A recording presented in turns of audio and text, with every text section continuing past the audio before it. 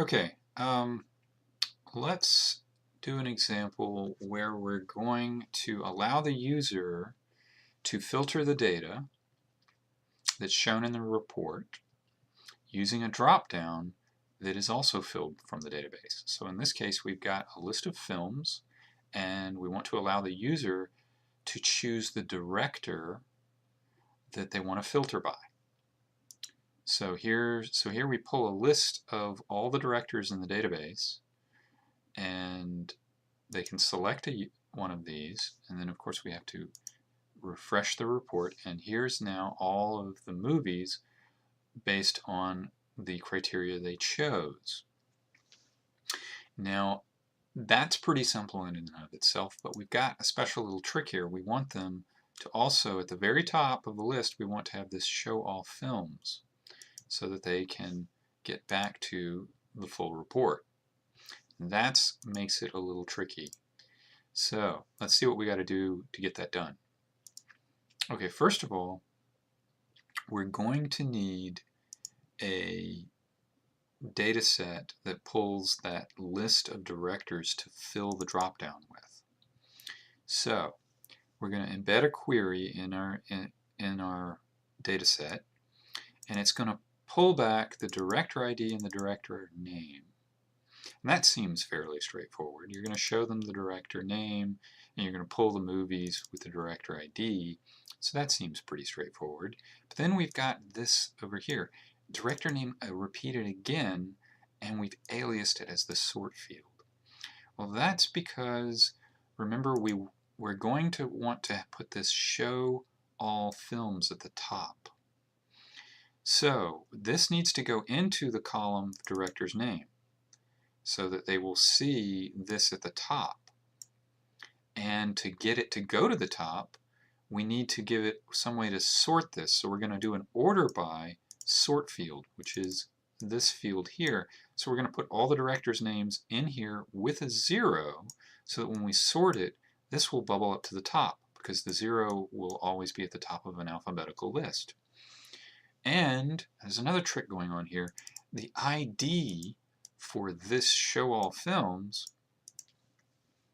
is null, because we know there won't be a null here because this is an ID field, and we don't allow, and databases don't allow nulls in an ID field. So we have some reserved space here from the null. So now when we look at what they've selected and we see that the ID is null, then we know then we can write code that will return all of the films. This might seem kind of crazy and nebulous if you haven't written much UI code, user interface code.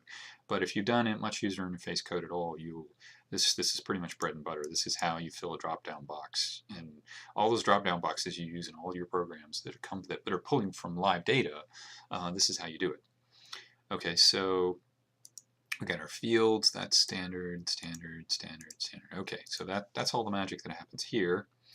Okay, so then we've got our list of films, which is generated by this query where we have the film name and the runtime pulling from the film table, where, now here's where the magic happens here, where the film director ID equals the director selected in that dropdown. We have a parameter here where that gets filled by that dropdown, and it's the director ID that's getting stuffed in there. They see the director name, but it's putting in the director ID.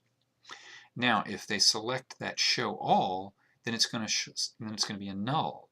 So we need an OR here, where they've selected is null.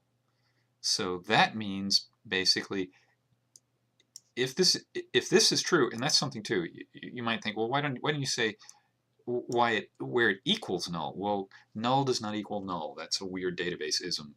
When you're dealing with nulls, you have to use special logic, and when you want to equate something to null, you have to say is null. And this by itself doesn't select anything, but it's valid because it's part of the OR, so that means we select everything. So that's where the magic happens there. Okay, now the fields, this should be default, that's default, that's default, and parameters. Notice this is the magic happens. This should be filled in for you, but you need to check and but if your code is breaking for some reason, it might be because this got messed up. This is how the field here gets equated with your parameter. This is where the glue happens to allow you to use your parameter here inside of a T-SQL query. Okay, so that's that. So now the last piece of the puzzle is actually coding our parameter. Now to look at the parameter, we can either double click here or we can double click here. So I'm just going to double click here, pull up our parameter. So there's the name, and then here's the prompt that they're going to see.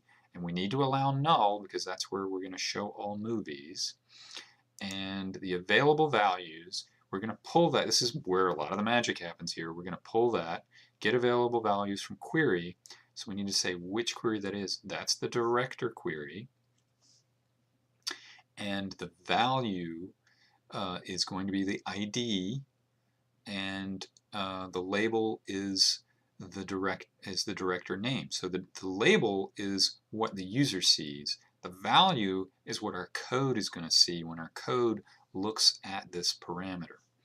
And then we can set a default value.